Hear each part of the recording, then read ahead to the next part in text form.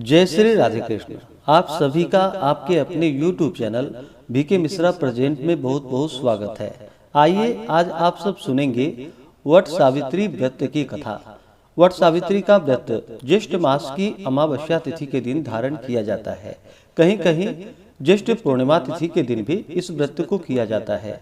यह व्रत खास करके सौभाग्यवती स्त्रियों के लिए बड़ा ही पुण्यफलदायी माना गया है।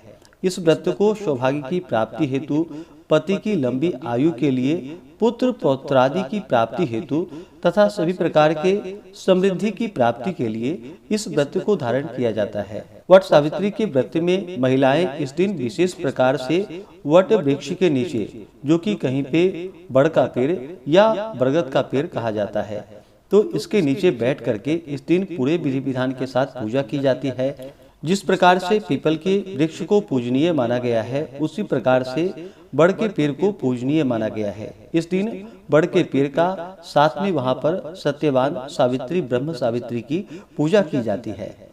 इससे अटल सौभाग्य सुख समृद्धि का आशीर्वाद प्राप्त होता है। इस दिन पूरे विधि विधान के साथ गंध पुष्प धूप दीप आदि से पूजा करनी चाहिए और फिर कच्चा सूता लपेट करके, जो कि 7 परिक्रमा की जाती है। कहीं कहीं इस व्रत को निर्जला रहते हुए धारण किया जाता है। कहीं कहीं पूजन संपन्न होने के बाद जो कि वही प्रसाद ग्रहण किया जाता है और बहुत से जगहों पर जो कि अगले दिन जाकर के व्रत का पारण किया जाता है। सभी जगह मनाने की अपनी अपनी परंपरा है, तो सभी अपनी परंपराओं के अनुसार इस व्रत को धारण करें।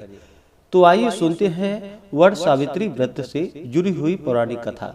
तो बोलिए प्रेम से सावित्री माता की जय, सर्वदेवी देवता की जय। कथा के अनुसार भद्र देश के एक राजा थे, जिनका नाम अश्वपति था। भद्र देश के राजा अश्वपति के यहाँ उनकी कोई संतान न थी। उन्होंने संतान की प्राप्ति के लिए मंत्रोच्चारण के साथ प्रतिदिन 1 लाख आहुतियां दी। 18 वर्षों तक यह कर्म चलता रहा। इसके बाद सावित्री देवी जी ने प्रकट होकर वर दिया कि हे राजन, तेरे घर में एक तेजस्वी कन्या का जन्म होगा। सावित्री देवी की कृपा से जन्म लेने के कारण से कन्या का नाम सावित्री रखा गया।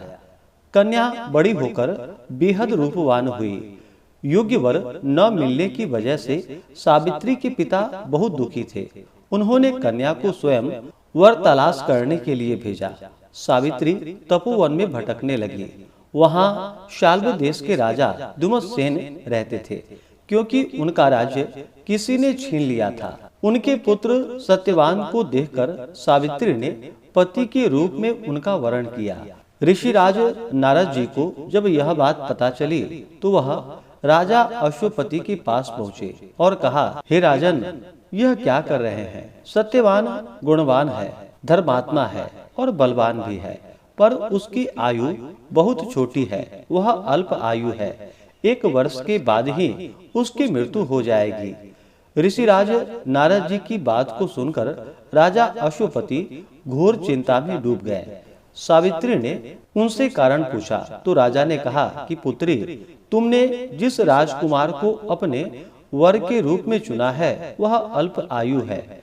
तुम्हें किसी और को अपना जीवन साथी बनाना चाहिए।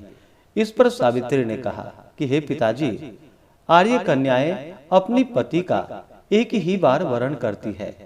राजा एक ही बार आज्ञा देता है और पंडित एक बार ही प्रतिज्ञा करते हैं और कन्यादान भी एक ही बार किया जाता है।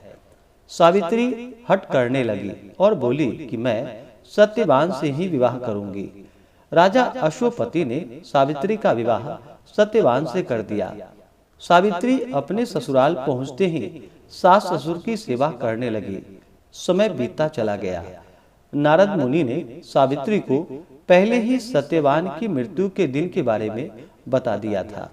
वह दिन जैसे जैसे करीब आने लगा, सावित्री धीरे धीरे अधीर होने लगी। उन्होंने 3 दिन पहले से ही उपवास शुरू कर दिया। नारद मुनि द्वारा कथित निश्चित तिथि पर पितरों का पूजन किया। हर दिन की तरह सत्यवान उस दिन भी लकड़ी काटने के लिए जंगल चले गए। साथ में सावित्री भी जंगल गई।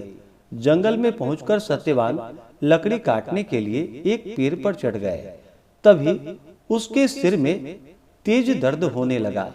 दर्द से व्याकुल सत्यवान पेड़ के नीचे उतर गए। सावित्री अपना भविष्य समझ गई। सत्यवान के सिर को गोद में रखकर सावित्री सत्यवान का सिर सहलाने लगी। तभी वहां यमराज आते दिखाई पड़े। यमराज अपने साथ सत्यवान को ले जाने लगे। सावित्री भी उनके पीछे पीछे चल पड़ी। यमराज ने सावित्री को समझाने की बहुत कोशिश की कि यही विधि का विधान है, लेकिन सावित्री नहीं मानी। सावित्री की निष्ठा और पति पारायणता को देखकर यमराज ने सावित्री से कहा कि हे देवी, तुम धन्य हो, तुम मुझसे कोई वरदान मांग सकती हो। सावित्री ने कहा कि मेरे सास ससुर वनवासी और अंधे हैं, उन्हें आप दिव्य ज्योति प्रदान करें। यमराज ने कहा ऐसा ही होगा, जाओ अब लौट जाओ। लेकिन सावित्री अपने पति सत्यवान के पीछे चलती रही। यमराज ने कहा कि हे देवी, तुम वापस जाओ। सावित्री ने कहा हे भगवान, मुझे अपने पति देव के पीछे पीछे चलने में कोई परेशानी नहीं है। पति के पीछे चलना मेरा कर्तव्य है। यह सुनकर उन्होंने फिर से उसे एक और वर मांगने के लिए कहा। इस पर सावित्री बोली, हमारे ससुर जी का राज्य छिन गया है, उसे पुनः वापस दिला दें। यमराज ने सावित्री को यह वरदान भी दे दिया और कहा अब तुम लौट जाओ। लेकिन सावित्री पीछे पीछे चलती रही। यमराज ने सावित्री को फिर से तीसरा वर मांगने को कहा। इस पर सावित्री ने 100 संतानों और सौभाग्य का वरदान मांगा। यमराज ने इसका वरदान भी सावित्री को दे दिया।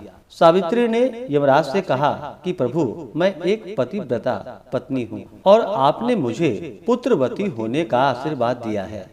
यह सुनकर यमराज को सत्यवान के प्राण छोड़ने पड़ गए।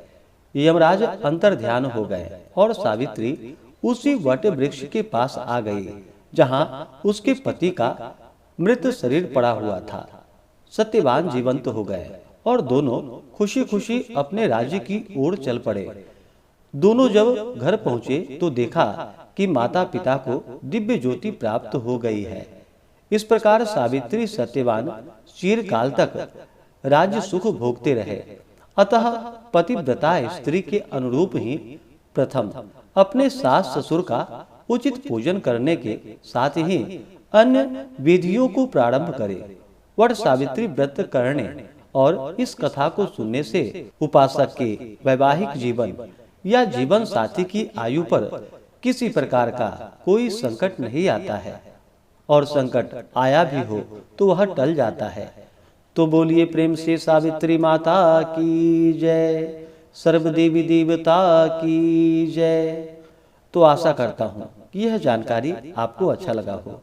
अगर आप सब वट सावित्री व्रत के शुभ मुहूर्त पूजन समय के बारे में जानना चाहते हो तो उसका वीडियो चैनल पे अपलोड है, या वीडियो के एंड स्क्रीन में वीडियो का लिंक दिया गया है। आप उसके माध्यम से जानकारियां को प्राप्त कर सकते हैं। तो आशा करता हूँ कि यह जानकारी आपको अच्छा लगा हो। इसी प्रकार से ज्ञानवर्धक जानकारियां प्राप्त करते रहने के लिए, व्रत पूजा के बारे में जानने के लिए, कथा को सुनने के लिए चैनल पे अगर आप पहली बार आए हैं तो चैनल को लाल बटन दबा करके सब्सक्राइब करें, साथ में बेल आइकन घंटी को दबाएं ताकि आने वाली वीडियो का नोटिफिकेशन आपको समय से मिलता रहे। वीडियो को लाइक करें, शेयर करें। सुखी रहें और स्वस्थ रहें। जय श्री राधे कृष्ण। धन्यवाद।